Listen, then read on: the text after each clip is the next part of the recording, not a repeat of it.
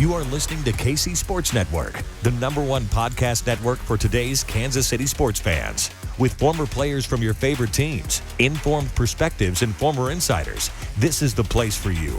KC Sports Network is proudly presented by Emprise Bank, your partner in possible.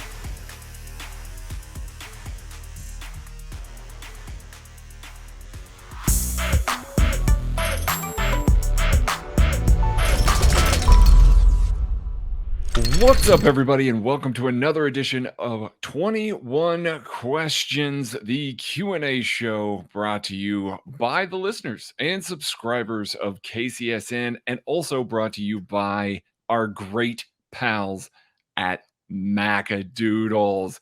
Macadoodles is the spot where you want to go to get all of your beer, spirits, wine, all of those needs. And there is one coming to Kansas City in the very, very near future. It is imminent, as is the location that is opening in Jefferson City, Missouri. So get excited if you are in either one of those places. Your liquor buying experience is about to change immeasurably forever. BJ, my friend, you are here with us. You have been to a Macadoodles, a couple of them now. I have. You can speak to this. It is a truly life-changing experience here. I can, and obviously they're a sponsor. We're going to say nice things, but the cool part is, as soon as I brought up them to you, you were saying nice things about you were teaching me about them when I was just getting indoctrined into the Macadoodles lifestyle and going down there, and it really is cool. Tucker and I went down and did the live show from the location. It's having a tasting center that you can grab anything off the shelf, take it over there, and say, "Hey, I want to taste this before I buy it." It just, as it in and of itself, is a cool deal. And then to be there for a few hours like we were, and seeing how the customer service and how everybody there can answer all your questions about exactly what you're looking for. I mean, it's a next level liquor purchasing experience. And so very, very much Team Macadoodles. Love that they're a sponsor, but love the fact that I love going to their places and their stores, and I love they're coming to Kansas City. It's a very perfect partnership. All right, this is 21 Questions, as we said, brought to you by Macadoodles. If you are a subscriber for KCSN, you can get on the Discord, you can ask us questions, and we will answer them every single week. If you are not a subscriber, first of all, you need to rectify that. It is $30 a year, $5 a month. You get access to the Discord, you get access to all of our premium written content. You can get the stuff that Charles Goldman writes, the excellent stuff, for free by signing up, but go buy in and you can get access to all of our film breakdowns, Discord access, film rooms, and giveaways, including 2 Chiefs tickets to every single home game. It's incredible value. Go and do that. We're going to kick these off with Zeke. And BJ, I feel like you are well equipped to answer this one. All right. And I don't know these questions. For anybody listening, I have no idea what's coming. You're going in blind. So it's very much like blind. It's very much like Outside the Trenches, except it's the entire show. See, this is why you're very well prepared for it. You do this every week. I think Justin Reed referred to the Chiefs being in better shape. How much do you think that getting to rest the starters at the end of that game, getting some of those other backups, some reps in the fourth quarter, helped against the Chargers, not having that wear and tear on that? How do you feel about that? I don't know that early in the season. By the time they get to, the game, those guys are so hyped up. There's so much adrenaline going through that their bodies will probably, for the most part, do what they want them to do. Later in the season, when they're playing through a lot of stuff and everybody's banged up, nobody's healthy at the end of the season. And so I'm not gonna say it didn't mean anything, but this early in the season, probably not as much. I do think it was interesting that, everyone very quickly could tell how tired Everett was and that he was trying to take himself out. And then after the game, they used that as a reason to be like, well, we're just in better shape. Somewhere chief strength and conditioning coach, Barry Rubin, is just patting himself on the back. Like this, this made us look good. Him and his entire staff made everybody look good. But yeah, I don't know week one, how much of a difference that's going to make for just, 10, 15 plays, whatever it would have been. But the not having those guys out there and having the chance of injury, you never know what would have happened, but that probably means more to me than, the wear and tear on the bodies for just one quarter, a week later, but short week, you never know. Yeah. And I think it's a testament to Andy's training camp. They talk about how well conditioned you are. Listen to Mike and Jeff talk about, playing elsewhere and then playing for Andy Reid and just being like, oh, this is wild. Or in Jeff's case, going somewhere else and being like, okay, so you guys, you're not even making us run. All right, cool. This is fun. So, I mean, I think that's more of what's happened there. But yeah.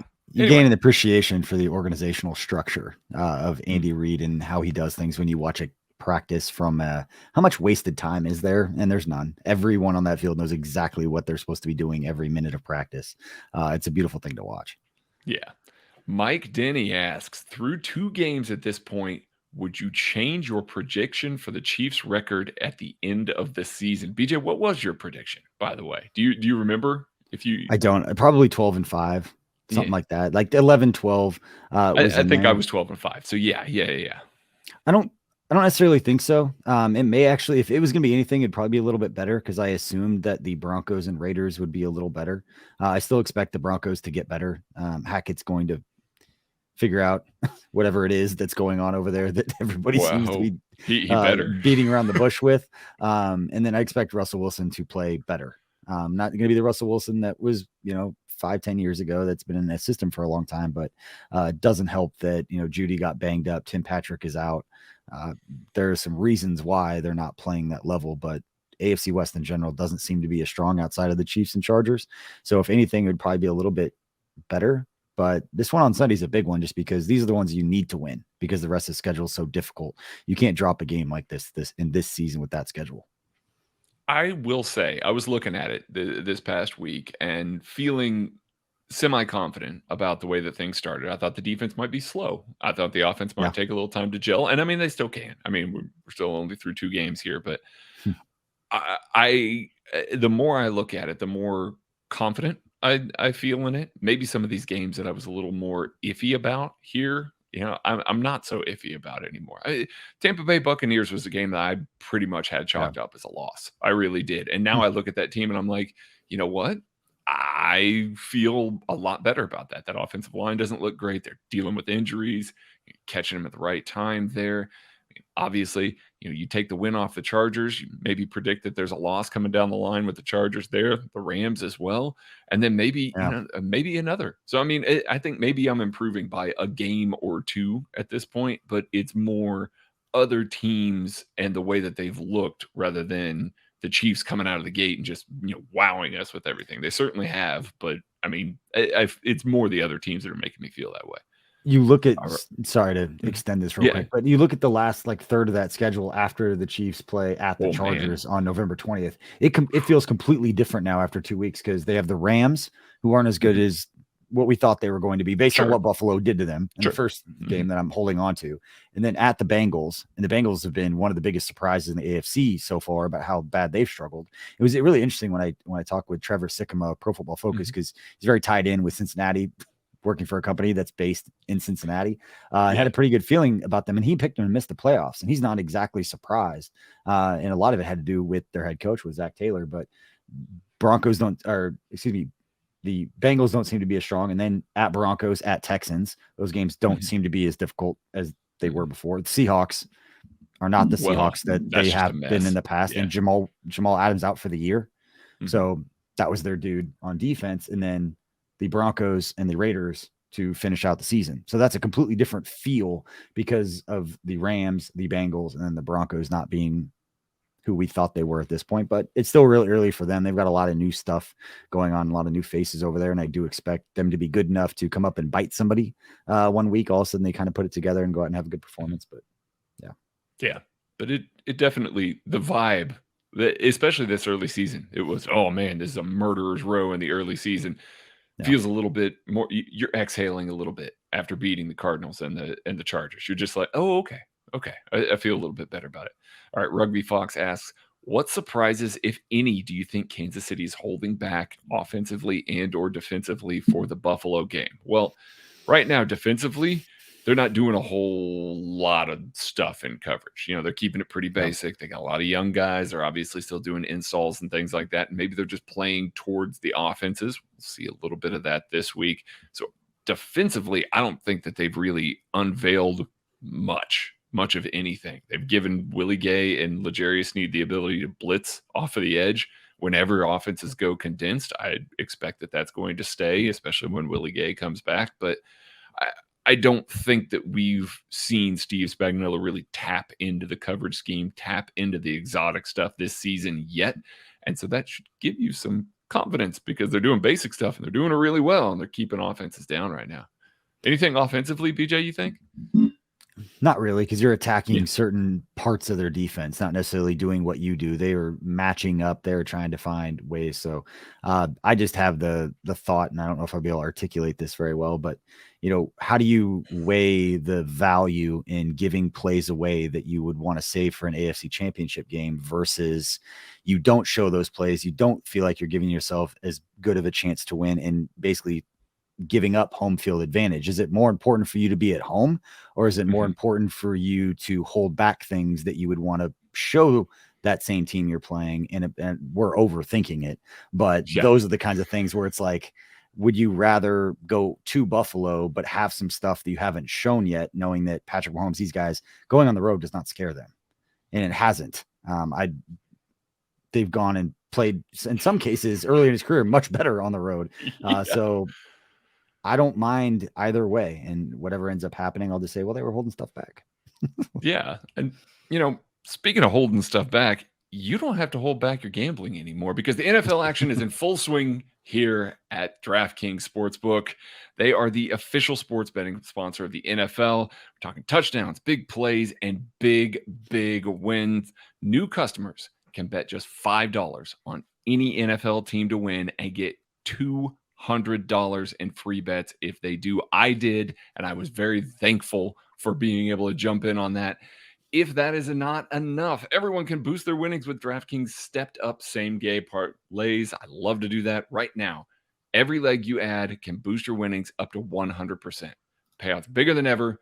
Why bet on football anywhere else? And to make things even sweeter, you can throw down on stepped up same-game parlays once per game all season long. So download the DraftKings Sportsbook app now. Use promo code KCSN to get $200 in free bets if your team wins when you place a $5 bet on any football game. That is code KCSN, only at DraftKings Sportsbook, an official sports betting partner of the NFL. Minimum age and eligibility restrictions apply. See show notes for details down here below. Thanks to everybody there. Let's get back to the questions here. All right.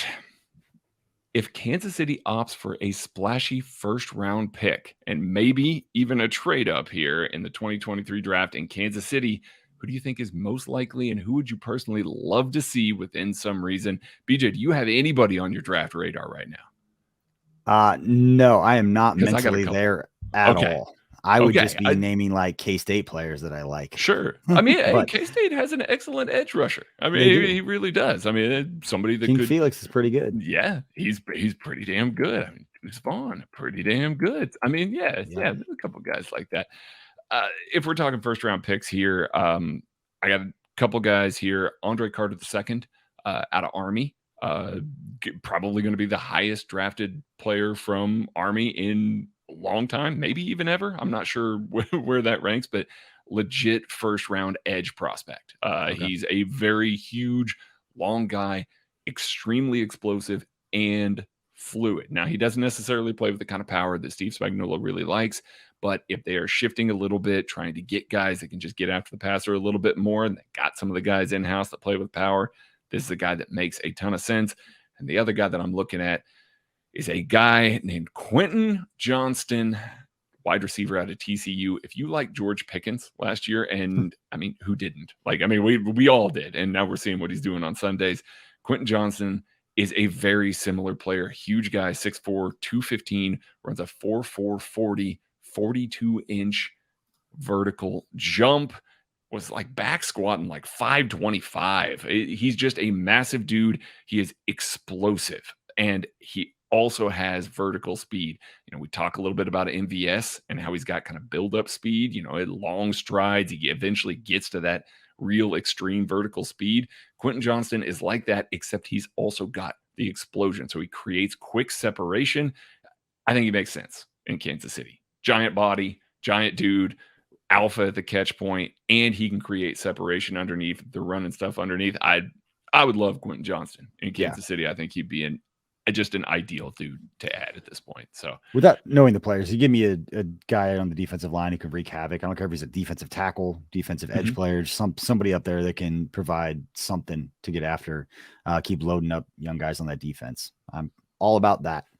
All about that too. And then, Patrick Weapons. I mean, hey man, either way, you're going strong there.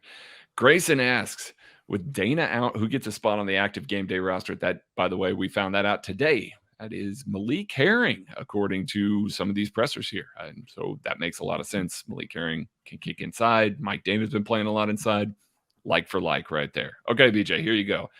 From Zach, what's the number of different receivers you think will catch a touchdown pass this season? Oh man, what are we already at? Like 6? I mean, it's up there right now. And there's like 3. Patrick is spreading the ball around. Yeah, and Sky Moore hadn't caught one. Right. Juju hadn't caught one. MVS hadn't caught one. I mean, I'm gonna go with 10 different pass catchers. Are we being tricky here with receiver or pass catcher? No. See, I think any pass catcher in this one. Yeah, I'd say 10. I think that's reasonable. I mean, at this point. Well, yeah, I mean, we're cheating a little bit being in week 2 here and him just throwing it to literally. I mean, Jody already got his. Noah Gray's got to get one still. Blake Bell's going to get one when he comes back. Like, there's 4 easy right there in the tight end room. So, I mean, yeah. And they've got Clyde MVS, and Jet. Michael Burton's going to get one of those little shovel passes at some point. Sure. Yeah.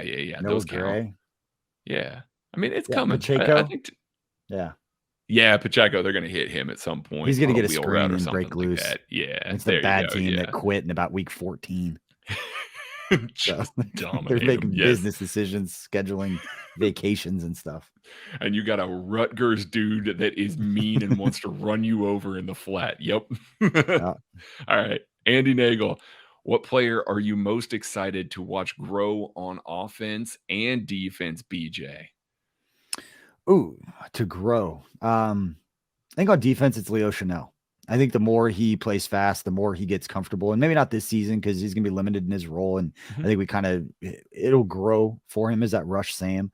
But I think he's going to be a fun player to watch just because he comes with bad intentions. And we make all the jokes about death row and all things on his arm. But he has that stuff because he plays like that. Like it's a perfect, we talk about it and we joke about it and we endear him to it because he plays like that when he's out on the field. And that's going to be fun to watch. And so he's probably the player I'm most looking forward to just because I think it'll be fun to watch him develop and start making some of those plays. There's a reason, draft night, I said, like this guy is going to, watching his highlights, like this guy is going to be a fan favorite at Arrowhead. As soon as it all clicks for him, it's going to be fun to watch.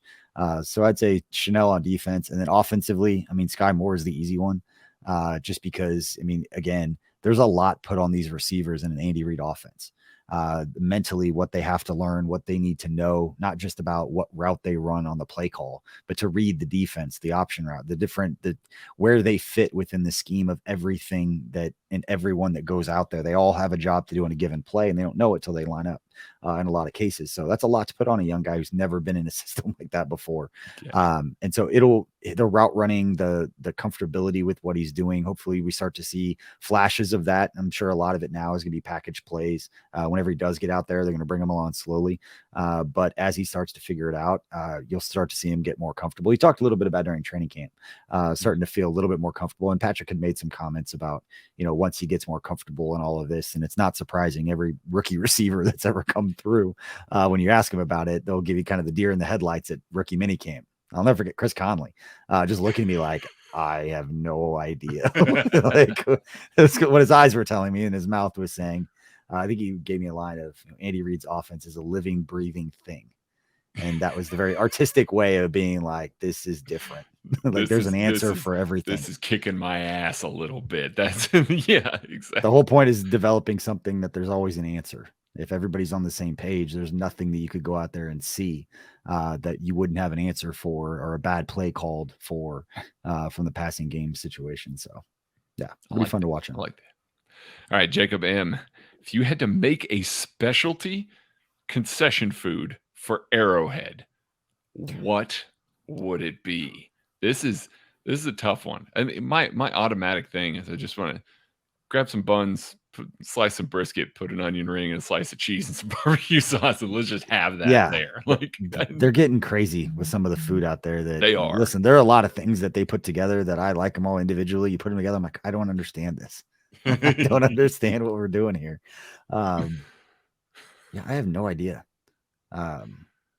Man, that's a good question. I mean, at this point, just simplify some of the stuff. Just like some simple brisket nachos. I was going to say, there's like so or whatever it is on with some of this. It's I don't know.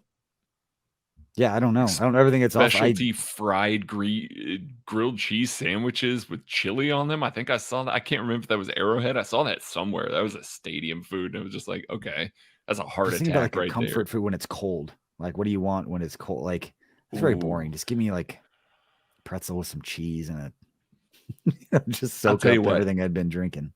If they had more noon games, which I know that they don't, they don't have a ton of noon games anymore because obviously not. They're on prime time all the time. I would want a really solid biscuits and gravy in the stadium. Yeah. Get done tailgating. Maybe you had some breakfast out there or something like that, but you come in, you just need something like dense to sit in your stomach at that point. I'm trying to think of something sweet and all of that, but I put myself in that space. Like, it's never like I want some kind of dessert, something. I need something like bread. Right. I need some pizza. I need some pretzels, like jumbo pretzel kind of deal. Can I get a loaf of bread, please? I just need a full loaf of bread. I'm just need the equivalent of a giant sponge in my stomach right now is what I need. I got to get right. I got to get out of here and refill up the tank here in the second half. Right. I got a job to do. Yeah. We've definitely never done that at Arrowhead before together. Definitely. Never. Some videos out there, somebody's phone somewhere. They're like, is that guy? Yeah, maybe. Robbie C, I love the prime vision view for watching the game on Thursday Night Football since you actually see what was happening downfield. Did you watch Thursday Night Football that way? And if so, what do you think about it? I know you guys didn't get to watch that during the Chiefs game. I don't know if you caught any of this Thursday night's game with that prime video. Personally, I love it. I absolutely love it. You get far more all 22 angles. They put up a whole bunch of extra next gen stats. The thing that I love the most, and we know the software that they use for it because we're also using it for our offensive and defensive breakdown. So go watch the breakdown on YouTube and the defensive breakdown. Yeah, please go watch those. Those are great. So, but they do a good job of highlighting personnel on the field. And for somebody like me that likes to live chart offensive formations and things like that, I mean, people ask me all that. Man, it must be fun to watch games with you. No, I'm the most boring person in the world to watch games. I'm literally sitting in a spreadsheet charting games. I'm super boring to watch games with. But them putting markers on people, listing the personnel, things like that, especially in a game like the Chargers game where they were switching between light and heavy personnel and 2-back sets and 12 personnel and motioning guys all over the place. It would have been a nightmare to try and get those accurately. I would have had to wait for the full all 22 to come out, and I would have had to spend a long time doing it. They identified all those guys. There were markers on every single one of them. I was able to just very clearly be like, oh, it's 12 personnel, even though it doesn't look like 12 personnel. Loved it. Absolutely loved getting to see all that stuff. That's the stuff that makes my brain happy. So I am all about that. It's going to be tough for me to watch most of the Thursday night games unless the Chiefs are playing, just because my son's flag football practice is on Thursday nights right at the same time, and it goes pretty late. After the game has started, then I got to get home, put him to bed, and by then miss most of the game anyway. But flag football is pretty fun. Video? Can I get Prime Video on your son's flag football games? I watch. Sure, I will. There's some familiar faces out there. You get head coach Anthony Sherman and assistant coach Jordan Devy. And their sons are on the team. So there you go. Now you just got to get that sweet Bezos money your way, and they're absolutely get it in there. It's so much fun. That's the first season my son's played flag football. These kids have played there for like 3 years. They are studs. Like that team. Carter's one of my son is one of 2 new kids on the team, and I don't think they've lost in 3 years. And we haven't had a score within most scores are 40-6. And so Carter's figuring out, he's learning. But the rest of these kids are scoring. It's crazy to watch. Like you come up to Kansas City, Craig, you should watch these guys play. Okay. It's Eric Fisher came out like 2 weeks ago. I saw him down there. I was like, you kind of stand out, dude. To come out just to rub elbows, man.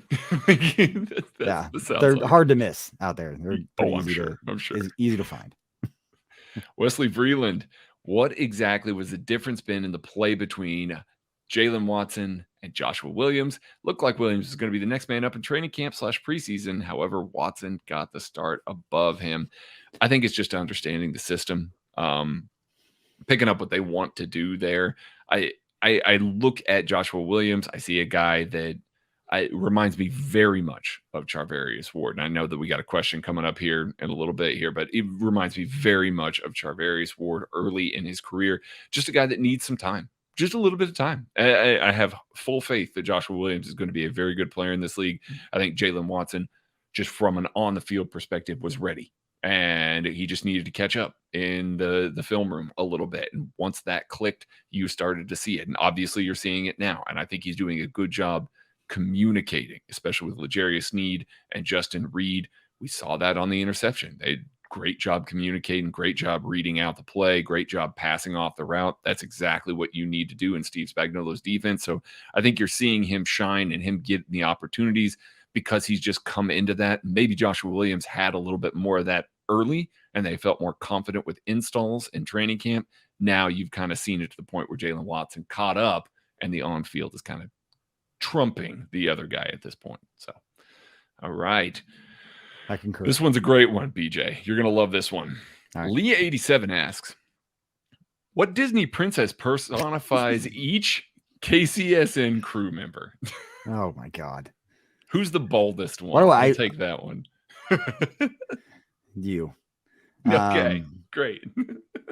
I have no idea. You can't go back from things like this. I don't either. I just wanted to read that one. I'm not going to answer that on the grounds that I don't want to.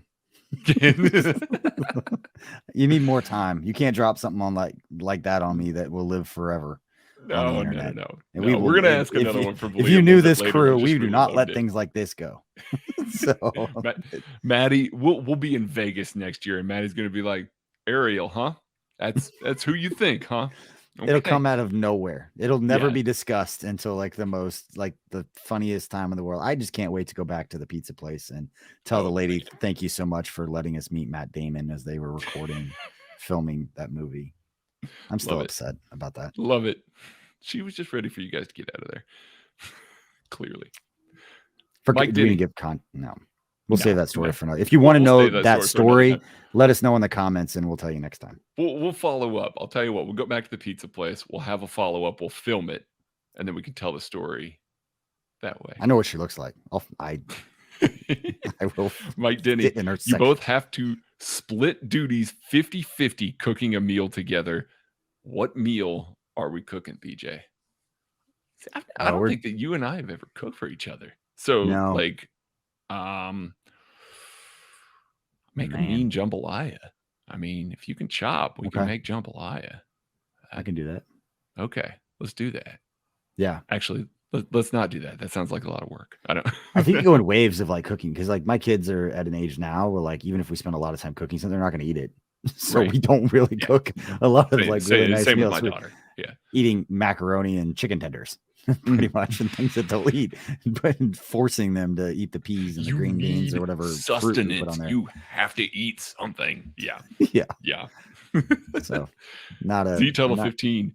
Will the Chiefs continue to take whatever the opposing defenses gives them, or do you think they're going to start to game plan for different receivers to have big games, exploiting a weak spot pregame in an opposing defense? BJ, you kind of referenced something about this earlier about the way the offense takes stuff. So there you go. Yeah, I think the stats are coming out. I mean, through 2 games, Patrick's getting rid of the ball in 2.63 seconds. I mean, it's the fastest that he's gotten rid of it in his career. And a lot of that has to do, the guys are in the right spot on these option routes. So he's turning, he's firing the ball where his guys are where they're supposed to be at the right time. And so if defenses are going to make him check it down and play that intermediate route, they got bodies with MVS, Juju, just in theory. Granted, it's only been 2 weeks and you can pick apart whether it's worked so far, but in theory, the idea was you're going to make us dink and dunk down the field. We're going to get some bigger bodies, some guys going across the middle. That's what Juju was known for. That's what he was going to be good for. And still fully expect him to break out, which we haven't really seen yet. So I don't know if there was a line I've used more talking about Patrick Mahomes than the mental acuity he has to play that position was going to be on display after Tyreek left. And that people were going to quickly learn that it wasn't just get the ball to the fast guy and let the dude with all the arm talent in the world make crazy throws. He is a genius when it comes to reading defenses and that didactic memory and what to do in certain situations. And so the dinking, dunking, the short throws, the getting rid of the ball quickly, all of that is just part of he's doing what the defense is dictating a quarterback should do to have success against what they are doing. And so if defense start to do something different, he's going to make him pay a little bit. And Gus Bradley in his career has done that. And so we'll see what happens, but there are going to be some huge games from Patrick Mahomes because defenses also, Craig, you know this better than anybody. You know this 10 times more than I do. That defenses do what they do. And so they're not going to change in large part what they're about and what schemes they put on, even when they're facing Mahomes. But every defense is going to have let's not let these guys just, throw the ball over the yard. But teams have to figure out what this new offense is going to look like. And I fully expect Mahomes to always have an answer for what they're doing because they always have. Yeah. I mean, obviously when you had Tyreek, you're changing the depth of your safeties, and maybe playing a little more too high, shifting things a little bit more, but the tenets of your defense are still there. Like it's not like all of a sudden you're just like, okay, so we've been playing this 4-3 defense. We're playing a lot of single high. We're doing a lot of this. And now all of a sudden we're going to come in here. We're going to play a 3-3-5 and we're going to do all of this, 3 deep safeties. No, you're not changing. Gus Bradley's going to a 2-man defense, and that's all he's going to do for an entire game. You know what? Please, that would be fun. I am on board with that. Just I'm because not, you know how much Patrick could be running. No. I know. That terrified me. Know how much Travis Kelce's going to be open. He just is, because especially without Shaq Leonard there, buddy, they're going to be missing some coverage ability in the middle of the field. But I would love nothing more than to be sitting in the post game and being like, I'll tell you what, Gus Bradley made me a liar. Like he finally broke out of cover 3. Finally, it's not going to happen. Not going to happen. Isaac Q. What is the biggest fixable weakness that you've seen from the team so far? It's offensive line play for me. And I wouldn't even say that it's like a massive weakness. Obviously, last week it didn't look good, but that's a stud defensive line there. But you saw errors from the guys that you don't normally see errors from. I don't think that we're going to see Joe Tooney, Trey Smith, Creed Humphrey look bad all season long. Not that they did, but have the kind of breakdowns in the blocking scheme that we saw this past week. I just don't think that that's going to be that way all season long. So I think that that's going to be an easily fixable thing and something that we're going to see not just improve, but I think we're going to see it improve quickly. And please get it done before the Bills, the number 1 pressure rate team in the league right now, because that is going to be needed by then. I would say we'll see more out of the receivers. We haven't. I don't know how much people have been paying attention, but the numbers of receivers haven't really made a huge impact. Travis Kelce's got 170 yards over the last 2 games, but Juju's got 89 in 2 games. MVS has got 57, and McCole Hardman has 65. I mean, those guys are averaging 30, 35 yards a game. It's not very much for a Patrick Mahomes-led offense. I fully expect those guys to break out. And a lot of that's because of short sample size, very small sample size. Yeah. Clyde obviously made a big impact when the game was close against Arizona, and then the score kind of dictated what they did. And then the Chargers were just good. You're not going to face a lot of defenses that do that until you get to Buffalo, which is its own animal. But yeah, I fully expect the receivers to make a bigger impact than what we've seen through the first 2 games. But how great is it that we're sitting here talking about those guys not really doing much yet, and yet Chiefs are still 2-0. Yeah. Yeah. And you got pretty good confidence that they will at both of those positions. Chiefs fan Tyler, does Jalen Watson have as high of a ceiling as Charvarius Ward? They remind me of each other. This is what I was referencing earlier. Joshua Williams is the one that really reminds me of him. Jalen Watson just kind of naturally has a little bit better ball skills. I know that he doesn't necessarily get his head around as often, but does a much better job of playing through the hands of the receiver than maybe we saw Charvarius early in his career, especially. You know, we saw him not perfect positioning, not really able to get his head around. I think Jalen Watson already is improved in that regard. Now, we will see. Charvarius is extremely physical. I don't know that Jalen Watson will ever be quite that physical. He's a physical dude, but Charvarius was he was very, very physical. So I don't know that I see the same path there. I think I see a path towards Jalen Watson maybe becoming even better at getting his head around, locating the ball in flight, and maybe becoming a guy that is better at the catch point. You know, maybe he's not as physical, but he comes down with a few more PBUs and interceptions because of it, and they just kind of diverge from there. All right.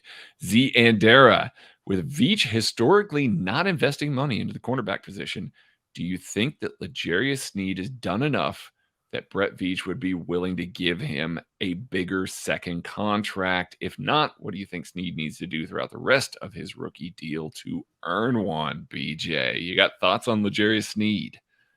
I think there's a better chance of him staying long term if he gets a deal done with 2 years, like a year earlier, than waiting until that last contract year and then going, because they can get a better deal with him. And that's kind of the player deciding, hey, I'm going to sign a year early or become a free agent a year earlier, may not betting on himself, but taking the money at that point. And for a younger player that wasn't drafted high, wouldn't blame the organization for trying to get him a little bit cheaper than they would. We've seen that in years past, guys like Eric Fisher and Laurent Duvernay-Tardif getting paid a year early, and then they waited on Justin Houston, Eric Berry, and those guys made them pay by not paying them earlier. So I know they're different positions and all of that, but that's just from a roster. A lot of it has to do with roster composition. You know, what happens with Josh Williams? What happens with Jalen Watson? If those guys start playing out of their minds, it doesn't help L'Jarius Sneed's case, knowing that they don't have to pay him because they have young guys who are cheaper in that regard. And so all of those things will play into it. But L'Jarius Sneed goes out and makes plays, and the Chiefs win Super Bowls, and he's a great teammate and doing all those things. It's going to make it a lot easier for them to want to keep him around and be the kind of guy that they want young guys emulating. Because as much as giving those big contracts is about what that guy can do on the field, it's also a message to every player in the room with that guy that we rewarded that guy because he does things the right way. Well, all the players, Jalen Watson, Josh Williams, they're going to watch him every day and know how he carries his business and know what types of attitude, what types of work habits get rewarded. And I always felt like the Chiefs were always really good about that, and when they paid guys and how they paid guys at the right time, but guys who behind the scenes were doing things the way that they're supposed to. Yep. And I will say this, if Steve Spagnuolo is still in Kansas City next year, we don't know what the contract status is exactly like. There's rumors that there's only 1 year left and that this might be the last year. We'll see. You know, they can do extensions. They've been doing that with Eric Bieniemy.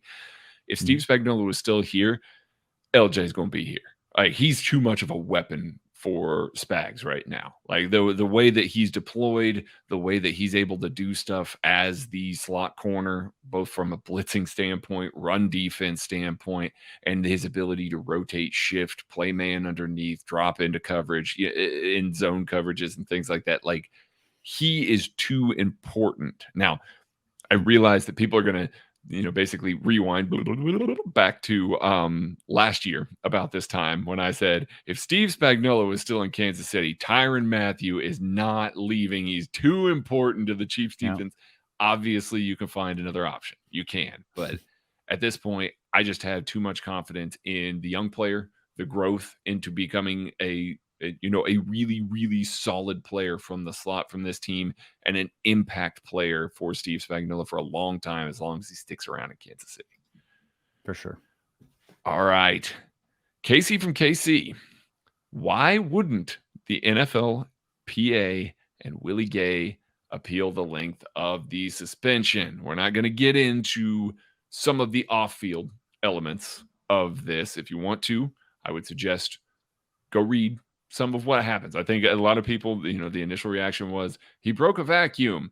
Go read exactly what happens. It's a little more than that, guys. It really is. So please go read that, brush up on all of that before you make that assumption, that interaction, and all that. So yeah, the NFLPA and Willie Gay, their job is to take care of the player, do what's in his best interest. The fact that Willie did not want to appeal makes it seem to me like this was fine. They knew this was coming.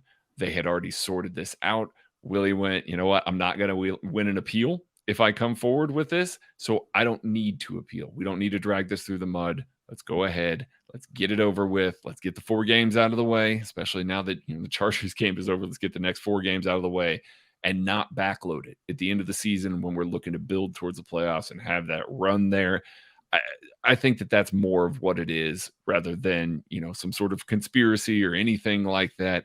I know it's easy to point to Deshaun Watson's suspension and everything when you're talking about Willie. I agree. Deshaun Watson should have got suspended way longer. But it is what it is. Willie clearly was fine with it. Yeah. It's a very nuanced conversation, and we will never know the full extent of what actually happened. But what we do know was not acceptable to act like that. And there's a punishment for that. And Willie Gay and his representatives and everybody involved are okay with the punishment, or they would be appealing it. Now you appeal it, it stays in the news cycle longer. People talk about it more. But a lot of people want to brush this under the rug. So you just broke a vacuum and this and that. Like, you don't get suspended 4 games by just breaking a vacuum and being not doing something wrong. Like, let's be fair about it at that regard. And you can't be wrong about these things, but we're never going to know everything that went down. And we, in some ways we should. I understand that people that think that we should know everything, and I don't think we should, but they're not appealing it, and we're not going to know. So I'm not going to spend a ton of time talking about it, but nothing about that surprises me. And the only thing that surprised me are people are so, and this happens with everything, but people speak so definitively about, I can't believe all he did was break a vacuum. Like, how do you know all he did? Like, we weren't there. You don't know everything that exactly what went down. And so, hope that situations like don't happen again. The players aren't in those positions. But again, that's the personal stuff that players, nowadays, everything's out there, at least bits and pieces, I should say, not to talk out of both sides of my mouth, but not a great situation either way. And hopefully, I learn from the mistakes and move on. Yeah. Nick Bolton talked a little bit about that as well, helping him to be, the best person that he can be. And that's what his focus is right now. It's not on football. It's helping Willie be the best person. And luckily, they say it's firsthand experience. The Chiefs have a lot of really good people around that are willing to help guys who want it, need it, all of those things. They have great resources. They have people in that building who help with all kinds of different things. And so they genuinely do care about their players and want to do the best for them as people. And then obviously the football is why they're there. So that's always going to be a huge aspect of it. Right. But hopefully we don't have a lot of these situations. Hopefully it's not a distraction for his teammates, besides the new cycle of being asked about it one time. And then when he comes back, they'll ask about it again. And if he goes out there and doesn't play well for a couple of weeks, they'll be asked about if this is why and how much does this matter. What's going to happen. Oh, it does. But yeah, it does. All right. Leighton Y44. Is Willie Gay or Trent McDuffie the bigger loss, assuming that they both miss only 4 games? I think Trent McDuffie was going to be the way that Steve Spagnuolo was able to expand into some of the outer depths of some of his coverage scheme. Trent McDuffie, very smart player, good in man, good in zone. You saw people coming out of that first game, me included, talking about how Trent McDuffie was a blanket on every Chargers receiver. Like, he was just in their hip pocket, and there was no separation given up by him. It was fantastic coverage by him all game long until he got hurt. So there was a reason to be excited about him. And the Chiefs were running about 50% man, 50% zone during that time period. I realize incredibly small sample size here, but about 50-50. Since then, they've been closer to about 80-20 zone after Trent McDuffie has been gone. Again, another small sample size here, but it seems like they were trusting this defense to handle man coverage a lot better, not having to rely on zone so much with Trent McDuffie on the field. So if that does bear true as Trent McDuffie comes back and they get to get back into more man coverage, they get to get back into some more of these match schemes, more single high. They haven't ran as much single high safety stuff without Trent McDuffie on the field. If that opens all that back up, that changes everything for this defense. I mean, I love Jalen Watson, and I am excited for him.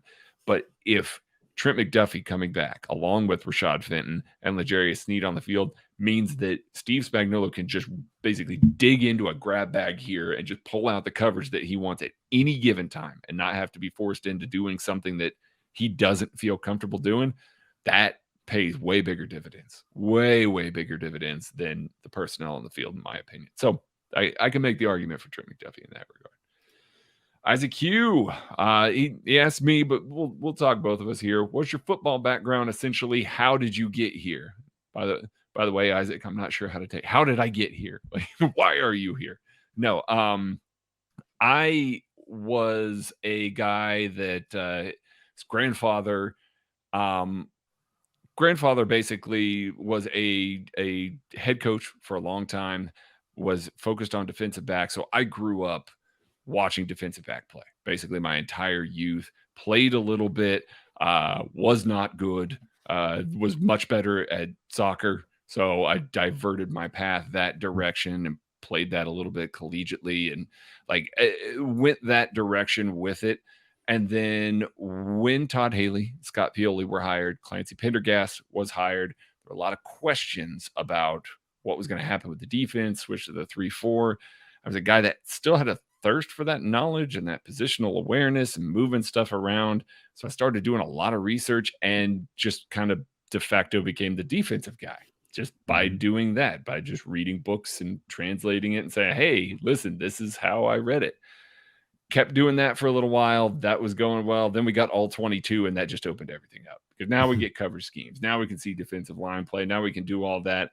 Realized how little I really knew, continued to try and learn, just keeping learning. It's a continuous learning process. And now I get to do stuff with Mike DeVito and Derek Johnson. And I realize even, I don't think I know very much. And then I listen to them talk and I know nothing. And so it's kind of cool to see some of the theory stuff from the coaching side that I know more of than the stuff that they bring to the table where they're identifying snaps, identifying, certain things, looking at trends basically and trying to marry those two together. That's where I am right now because that is the fun part of this because it's all starting to kind of come together in my brain in a nice, happy way right now. And yeah. So thanks, BJ, for organizing this so that I can do that. I tell you, I've talked about this with Kent all the time because we called you and made you pull off on I-70 when you were driving on the highway. We called you on Zoom to tell you that you were doing a weekly with Derek Johnson. It is one of my favorite moments of KC Sports Network because I know when you got started and started doing your defensive stuff, it was probably a year before I had started and wasn't doing it that route. So my quick background, because I grew up around the game. My dad was a PA announcer for Blue Light High School football for over 30 years. So I grew up as a spotter in the press box, sitting with him, watching the games and hearing him. He had a journalism background before he had started his own small business. So I grew up as, at Blue Valley High School when, Steve Rampy, Brian Schottenheimer was playing on that team when Marty was the coach, his son. And then Brian's best friend's mom was my mom's best friend. And so I kind of got to be around the high school players when I was second, third grade. I thought I was the coolest kid in the world. And knowing them a little bit. And they knew my dad was the announcer. And then when I got older, I was the ball boy for Steve Rampy at Blue Valley High School. I played a little bit in high school. I played up until my senior year. It wasn't very good. I was a quarterback when I was younger. And then it got to the point where I wish I paid attention not then like I do now and kind of knowing what's going on because in the way the offense is now, you sit back and throw the ball. I love throwing and I could do that. I was much better at baseball and I kind of went down that route, but played in high school. I was on a state championship team in high school my sophomore year. I was the punter for an undefeated Blue Valley High School team that won state about 2 hours before our state championship game. I was sitting on the hill at K-State watching Darren Sproles and Olathe North just absolutely dominate in the 6A state championship. And then we went and beat Salina Central in the 5A state championship. So I was rounded a little bit and then didn't play my senior year because I had to make a decision during the summers and I went and played, summer baseball and tournaments. I was getting recruited. I needed to be at 7-on-7 and that wasn't going to happen. So got a journalism degree from K-State. Thought I was going to be a baseball broadcaster and worked my way back to football because I had moved out to California after college and wanted to converse with other Chiefs fans because I grew up a diehard Chiefs fan, obviously sitting with my dad for high school games on Fridays. And then we'd go to all the Chiefs games on Sundays together. Missed it. Found other ways to, interact with other Chiefs fans at Arrowhead Pride. There's a blog where I met Craig and just kind of built it up from there. There was a bunch of us. We've talked about it a lot. on the network. But there was a whole bunch of people that you all know that cover the Chiefs that were all at Arrowhead Pride at the same time back in 2009, 10, 11, when the team was terrible creating content. So we're not going to freak out when the team has a little slow start, because we've had seasons where it was like, what are we going to write about? That's not man. There were some dark seasons in that time period, man. Whew. You learn how to create content when the team is so bad, and then you learn who really likes it and who really wants to get in there and break stuff down. I've told this story before, and I'll never forget it. I don't remember who it was. It wasn't Gatsby, because he was one of the first that destroyed me. He was one of the first. on the first thing that I wrote. But I will never forget staying up, and I've told you the story. I was in San Diego, and I stayed up all night one night charting the offense and trying to find a tendency, and I found one. And it was every time they were eye right. Every time the fullback was offset to the right, it was a play action pass. It was like 10 for 10. And the 9th time it happened, I was like, oh my God, I think I found something. I was watching the film and charting it just like you were, and on the defense. And then you could see the mic. It was the St. Louis Rams game. I'll never forget. It was they were playing the Rams, and you see the mic like pointing it out. He's like staring at the fullback, and then they blitzed him and almost got a safety because it was deep in their territory. I was like, oh my God, I really did find something. They found it too. And I wrote about it the next day. And I stayed up to like 7 o'clock in the morning. It took me like 12 hours to do this. Things that, programs do nowadays very automatically and easily. Yeah. And the first comment was like, hey, no offense, man, but it's pretty sad that our offense can be figured out just by some dude in California in like just a few hours. And it wasn't like, hey, good work, man. It wasn't anything like that. I was like, this is sad. It was like well, this is sad. This is and he was exactly right. He was exactly right. And it's like, well, you bring up a great point, but I'm glad I let you dunk on me in that regard. So I'll never forget that. You put the work in to get the work in, but yeah. Lee 87. Here's the question we're going to answer for him. Should the Chiefs sign Ndamukong Suh to help Jones on the interior defensive line? Poor run defense on the defensive line at times, and injuries can always be possible. Suh doesn't miss games. It can still get penetration and sacks, as well as being an effective run stopper. There was a couple things that were kind of floating around for a little bit, that Ndamukong Suh to the Chiefs, people making that correlation a little bit. I don't hate it. I don't. I do think that he's still got some juice in the tank. I do. BJ, do you have any thoughts on Ndamukong Suh before I start in on any of this? Not about him as a player, but I just felt like that's what Danny Shelton was for. Yeah. Like I feel like that's why they brought him in, for that same, not that they're the exact same kind of player, but you need help in your run defense. Like we literally signed a guy that was his job. He's sitting on the practice squad now. He's a veteran player. I mean, he's 29, 30 years old, something like that. So he's not up there, but for a bigger dude, like maybe they're giving him some rest, getting him back into shape, whatever it is with Danny Shelton. I feel like he's probably a better answer. He's been in the system now since at least part of camp in the last, couple months. But that was my first reaction when you say that, is why don't we sign a veteran, run stuffing defensive tackle? I'm like, we have one. They put him on the practice squad. Right. We did. And I mean, I think that if you make an Ndamukong Suh signing, it tells you what you need to know about Danny Shelton. Like they don't have high hopes for him. I do think Suh is just, he started and played in 17 games last year. It's not like he, was scaling back or anything like that. He hasn't missed a game. I say this literally, hasn't missed a game since 2011. Like he has played in every single game in the regular season since then. That is a crazy longevity streak. And you look at it, it's like, okay, well, surely he's fallen off a little bit. He had 6 sacks last year, 7 tackles for loss, 13 QB hits. Like, still a productive player. He's obviously still out there for a reason. And I don't know if that's just him waiting till the cards are shaken out. We saw a deal, basically this week for JPP that was like a 1-year, $5.5 million deal. Not a typical midseason deal. Maybe he knows that money's floating around there this year. Maybe he doesn't want to commit to anything, wants to skip training camp, and then just kind of come in midseason and know that I'm going to play for a contender. I want to play for a team that I can be effective for.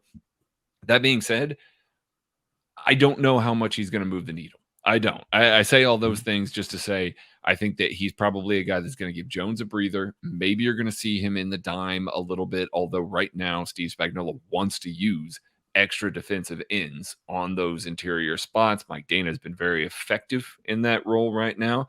I just don't know that he's moving the needle significantly enough. I think he's going to be Jones's backup. So basically when Chris is off the field, so you're really getting him for maybe 20% of the snap, 25% of the snaps right now. And if he's going to cost $6 million, I don't necessarily want any part of that. I don't need to be restructuring contracts to try and fit him in. Now, injury, get back to me. He's still got enough juice. So if there's an injury along the defensive line, I'm on board with it. But as it stands right now, I'm just not sure that I love that move. Craig, before we get to the next question, I do need to let you know that you may start noticing that there are some strange tall boys of beer in the bottled water section of your local stores. Well, it's not beer, Craig. It's actually mountain spring water from the Alps, and it's called Liquid Death. Why is it called Liquid Death? Because it'll brutally murder your thirst. And infinitely recyclable tall boy cans are helping to bring death to plastic bottles. They also donate 10% of their profits at Liquid Death from every can sold to help kill plastic pollution. Go get Liquid Death at your local Woodman, 7-Eleven, Roundy's, or Hy-Vee, or find a Liquid Death retailer near you with their store locator tool at liquiddeath.com/KCSN. It's liquiddeath.com/KCSN. I'm going to take a little swig of this right now. I'm not gonna lie, it's very good water, but drinking out of a can like that in the way it looks, you do expect like some flavor. There's different flavors. Tucker's got some of them. He likes them. Would you consider your thirst murdered right now? It's an interesting marketing tool, marketing line. I mean, it grabs you. It does. My son had questions when he saw it because he's 7 and he's literal. He's like, why are you drinking that? Dad, I want you to live. But no, it's good. Like the weather as hot as it was when we got him about a week ago, it was like over 100 degrees, came in, drank it. It's good. It is a little different. You look at it, it definitely does look like a beer. So it'll stand out when you're at the store. You're like, oh, that's what that is. And anytime you drink a tall boy can and it's water, it took a little getting used to, but it's good. I'd recommend it. All right. This is our last one of the night here. Anti-law lawyer is going to ask you the toughest question, BJ. I know this is going to be about Disney princesses again. No, it's not about Disney princesses again. Brett Veach and Chris Ballard have been GMs for 5 years each. Oh, no. Who has had the stronger tenure? And he's going to caveat here. He said, since Mahomes was technically, puts it in caps, drafted by Dorsey, you can't give Veach credit for that one, even though we know his involvement. Plus, that would be too easy if you just threw Patrick Mahomes into the equation because that's too easy. No, I'm going to take the cop-out answer immediately. Yeah. Brett Veach won a Super Bowl. He won a Super Bowl. He was the GM when they won a Super Bowl. He was the youngest GM at the time when he got there. Chris Ballard has a ton of power and influence in Indianapolis. The jobs are not the same. I know they both have the GM title. The responsibility, like it's different. Not that Brett doesn't have a ton of responsibility, but it's not apples to apples on what they're doing. But if you're trying to compare who's done a better job, their entire job is to try to win a Super Bowl. That's it. It is. Brett Veach won a Super Bowl. Like I just boring answer, but like no. I just know you know both guys, so I was gonna put you on the spot there. I mean, Chris Ballard was one of my favorite dudes. He was one of my favorite dudes. That guy would give you an answer. He'd tell you. He'd shoot you straight. You ask him. He meant what he said, and he said what he meant. Like he didn't sugarcoat anything. He reminded me of my college baseball coach in some ways, and that he very much you knew where you stood. When you were around Chris Ballard, you asked him a question. Had some really fun, really interesting conversations with him. And he helped me a lot when he was there, when I had questions and things like that. Some of those guys, like, you're talking to a GM, you're talking to these guys with these big, powerful positions when you work there. He was always cool. He was always helpful. I mean, and that's the vibe that I get from Indy now. I mean, we know a couple of guys over there at Indy. Zach Hicks, writes for Stampede Blue, does the KC draft guide with us, has gotten to conversate with him a little bit. And he's just like, I mean, he's his best guy. Like I get why guys like him. He just, again, same sort of deal. You ask him a question, you're going to get an honest answer. He's a football dude. He's a grinder.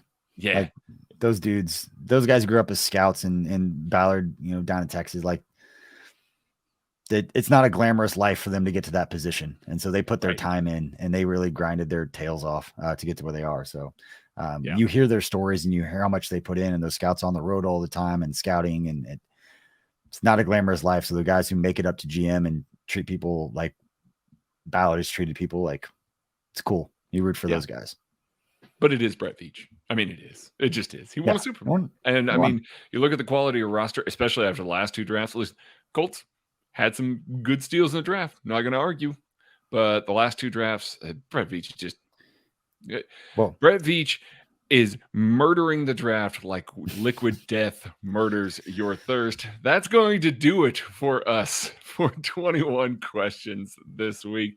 BJ, any last words for anybody here as we get out of here? Thank you for putting up with this episode with two tired dudes late at night answering your questions. But no, we appreciate all your support of what we're doing at KC Sport. I always get the emotional stuff when I'm talking with you because you know we started this thing and Kent and Maddie and all of us. Yeah, it's cool. It's special. You guys getting all the play breakdown stuff that I used to do, and now I'm more of like an executive doing business things. But this is the bread and butter, man. I appreciate this. And I love this episode. And we talked about it before because it is our subscribers. And a lot of people that are submitting questions have been the people that have supported us from the beginning. And so it's always fun to have these episodes and get a little weird with them compared to the other shows on the network. But we have so much content and you'll find something that you like. Yeah, no doubt. Yep, definitely. By the way, you're Jasmine. That's going to do it. Thanks everybody for your time. We will catch you later.